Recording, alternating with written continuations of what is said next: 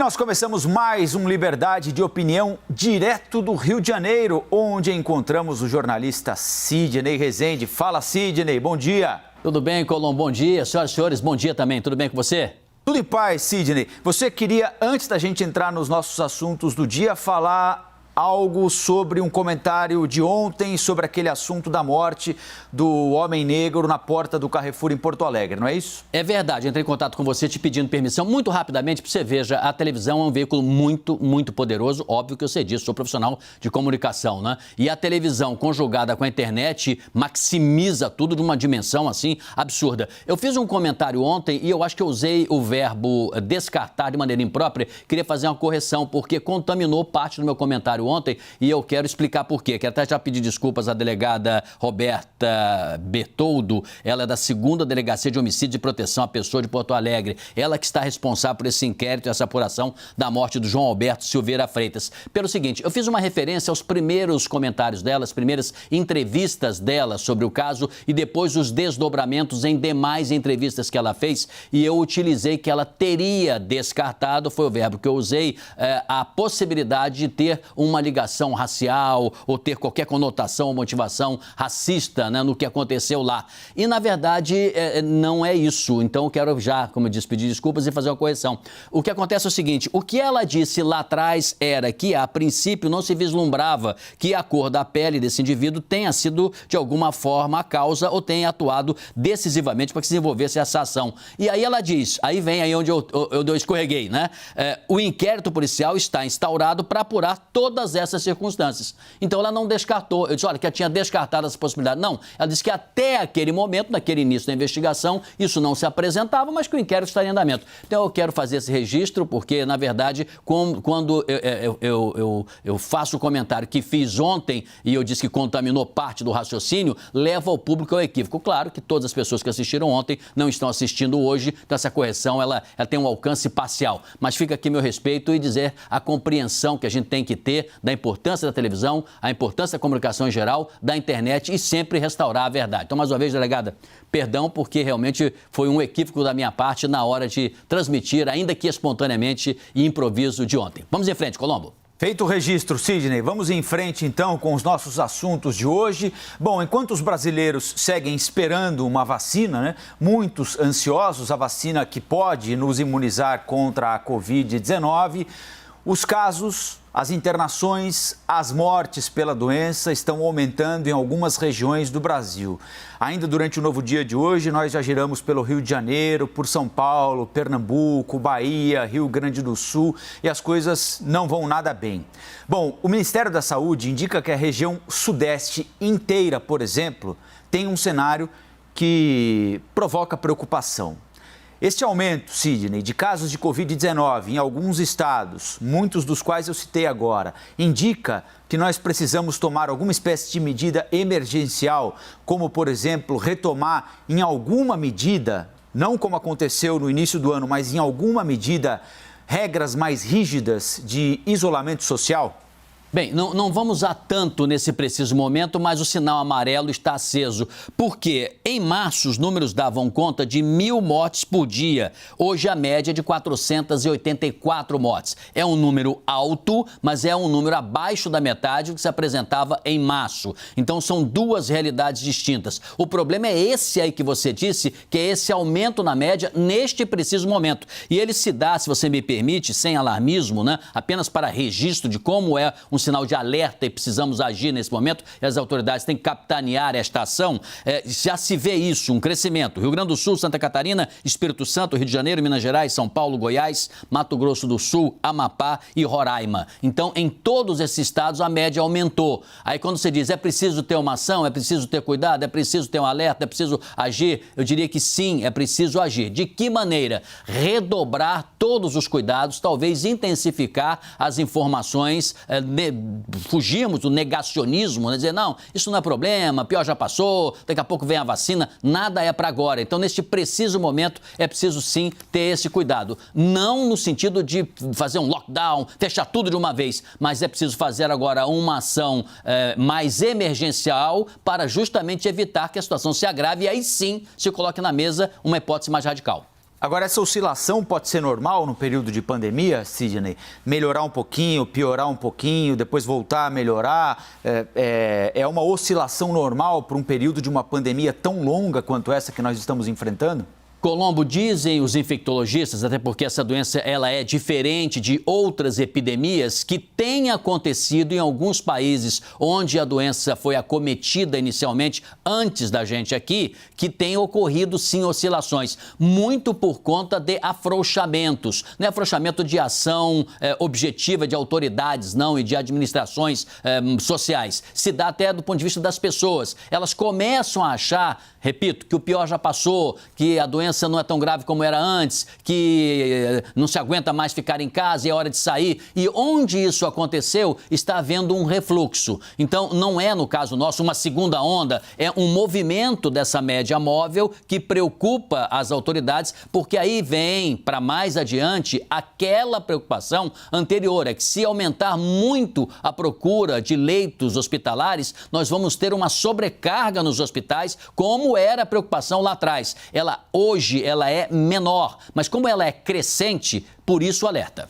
E muitos hospitais de campanha, por exemplo, já foram desmontados. Aconteceu em São Paulo, aconteceu no Rio de Janeiro. Você acha que esse período eleitoral pode estar interferindo de alguma maneira em decisões que não estão sendo tomadas ou retardadas por governadores que têm aliados disputando prefeituras, por prefeitos que estão no cargo disputando a reeleição? A democracia tem essa beleza, né, de que quando alguém tenta esconder alguma coisa, vem o outro lado, né, e expõe que aquilo está acontecendo, aquela distorção, e a população sabe. Mas é evidente que governantes que estejam, por exemplo, prefeitos nos seus cargos nesse momento, queiram passar uma tranquilidade, né? Em que sentido? Dizendo, não, está tudo sob controle, nós estamos em período eleitoral, mas nós estamos fazendo nosso trabalho, estamos fazendo nosso dever de casa, a nossa equipe está atuando, nós estamos aí plugados na tomada, estamos fazendo o serviço, mas é possível também que alguns dados não sejam noticiados nesse momento e a gente se surpreenda esses dados depois do término da eleição, portanto, segunda-feira em diante da semana que vem. Pode acontecer. Já é tradição na vida política, mesmo no mundo democrático, que governantes manipulem dados, não é? Justamente para não influir na vontade do eleitorado. Então, quando você disse, não sei exatamente a sua pergunta qual foi, mas se pode estar acontecendo isso, pode estar acontecendo isso, mas isso precisa ser denunciado também, ou pela imprensa, pelos organismos organizados da sociedade, ou mesmo pelos adversários, para justamente se evitar que o eleitor vote iludido, né, num determinado candidato. Agora, sempre ocorre em véspera de eleição a informação, às vezes até do quadro econômico também, né, não dá conhecimento da real situação econômica, financeira de um país, de um estado, de uma cidade, para justamente o eleitor, ao votar, não ter a sensação de que ele está votando errado, né? Isso já aconteceu no passado. O ministro da Economia, Paulo Guedes, voltou a dizer que, por enquanto, pelo menos, não há nenhuma possibilidade de prorrogar o auxílio emergencial, mas afirmou que o governo pode reagir no caso de este soluço que nós estamos acompanhando agora se confirmar como uma segunda onda da Covid. Embora ele entenda, o risco disso acontecer agora é baixo. Nós separamos um trecho da fala do ministro.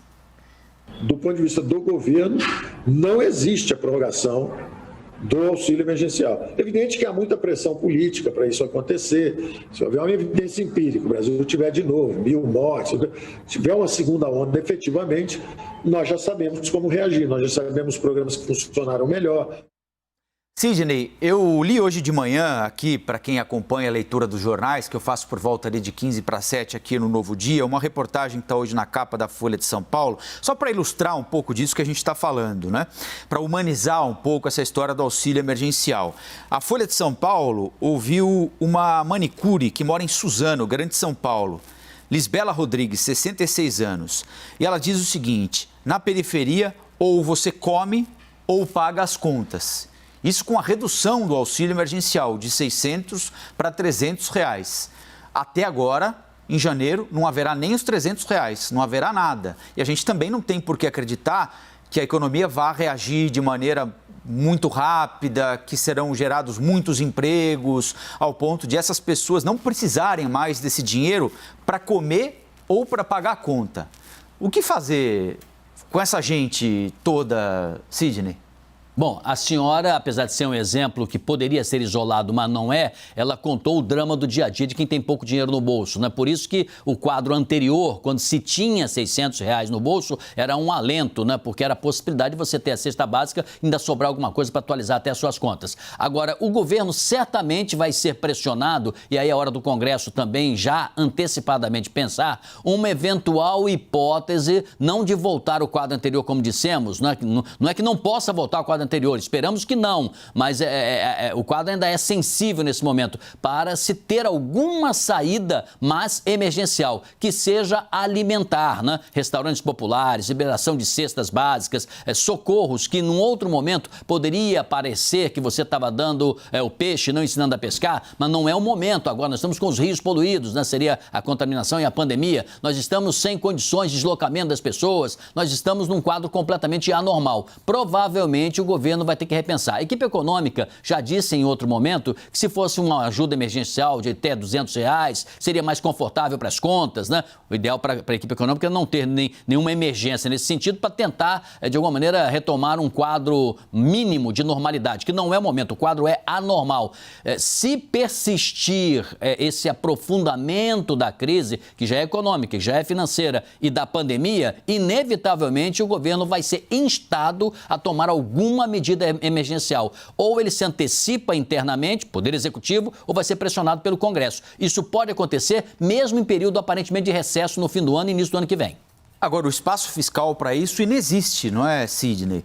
Muito pelo contrário, não é? Nós teríamos, em tese, de caminhar num outro sentido, gastar cada vez menos, cada vez de forma mais racional para tentar fazer com que as curvas dos gastos e da arrecadação se encontrem em algum momento no médio prazo, pelo menos para sinalizar à sociedade de que o governo está preocupado com isso. Neste ano aqui, conseguiu pagar o auxílio porque foi decretada a calamidade pública pela União, né? O que fazer, por exemplo, a partir do ano que vem, Sidney? Você tem toda a razão, embora não tenha citado o teto, né? Por exemplo, o teto dos gastos, que é o que mais a economia, o setor produtivo teme, que é o governo partir para um descontrole, porque se o governo de fato partir para um descumprimento mínimo, né, de controle das suas contas, pode acontecer um desequilíbrio na taxa de juros, na cotação do dólar, na contratação de serviços. O governo pode cair para um quadro de maior agravamento e jogar a solução da crise mais para o futuro, o que é o que está se pretendendo não fazer. Então, o cortar e furar o teto tem este risco, de fato, de trazer instabilidade para o capital também que entra de fora para investir aqui. Esse fato, do ponto de vista econômico, ele existe. Mas se nós estamos num momento de guerra, eu estou analisando o quadro para diante, tá, Colombo? Eu estou projetando o que você está me provocando, o que pode acontecer para aquela situação daquela senhora não piorar e não persistir por mais tempo, porque se ela conseguir de alguma maneira, né, a duras penas passar aí por alguns dias, até um mês e meio, e depois a situação melhorar um pouco, tanto melhor para que não tenha mais mortes, né, tanto do ponto de vista econômico, simbólico, como até mortes físicas. Eu estou imaginando o quadro para mais adiante. Então, o governo vai, numa situação de guerra, ter que criar uma alternativa. Essa sua preocupação, ela é legítima para a saúde da economia, mas também, por outro lado, você não pode deixar o nosso povo sem qualquer tipo de amparo no momento em que não se imaginava que essa crise fosse persistir mais tempo do que ela está persistindo. Vindo a vacina, que não é totalmente certo para agora, mas vindo a vacina, ameniza e melhora muito para esse socorro imediato também da economia. Bom, Paulo Guedes também falou sobre a falta de apoio na criação de um novo imposto para financiar a desoneração da folha de pagamentos. A desoneração das folhas exigiria uma base tributária diferente. Não há muito apoio a isso, aparentemente, pelo menos a própria Câmara não demonstrou muito boa vontade com essa proposta. O presidente também não tinha muita simpatia, nem tem, talvez. Então, isso atrasa. Normalmente, isso acaba atrasando a reforma, porque existem concepções diferentes. E aí, mandar algo que não vai funcionar, que vai virar foco de briga e tal, nosso acordo foi o seguinte: vamos trabalhar onde nós estamos de acordo. Sem apoio do Congresso, sem apoio do presidente da República, não é hora do ministro Paulo Guedes parar de tocar nesse assunto, Sidney? Bom, ele está insistindo porque está aparentemente não encontrando uma outra saída. Eu estou quase vendo em algum momento do ponto futuro de curto prazo o ministro chegar para o presidente, ou chegar para o Congresso e falar, bom, e aí então, qual é a saída que vocês propõem? Porque não é de agora que ele vem com essa CPMF digital, outro tipo de CPMF, ou cobrança de um imposto novo, né, e que Rodrigo Maia já disse em várias ocasiões que de fato não passa na Câmara dos Deputados, né? Os senadores também são contra ter esse tipo de medidas de solução. O presidente também já disse que é contra. Você tem toda a razão no sentido de tocar nesse ponto que ele não tem condições políticas para fazer aprovar essa ideia. Por outro lado, se ele também abandonar a ideia por um todo, porque acho que ela não vai passar de fato, seria talvez uma solução mais simplista qual seria então a saída? Porque ainda o governo não fez os cortes que poderíamos dizer suficientes, né, para ter uma máquina mais enxuta, por mais que o ministro Paulo Guedes tenha dito que muito já foi feito. Não tem jeito, não tem como, é a velha história, você não pode gastar mais do que você arrecada. E a arrecadação em queda, a economia claudicante, né? Tropeçando, ainda sem termos uma solução de curtíssimo prazo. Não adianta dizer, a economia está melhorando, está começando a reativar agora. Tudo isso são sinais muito fluidos, muito suaves, muito lentos, que não são suficientes para equilibrar nossa economia. Eu já tinha dito isso lá atrás, já alertando as famílias aqui, disse, olha, converse aí com seus familiares, não gaste supérfluos, procure ver que vamos ter quadros aí tensos, momentos tensos para mais adiante. Não está dando outro sinal do que aquilo que já alertamos aqui.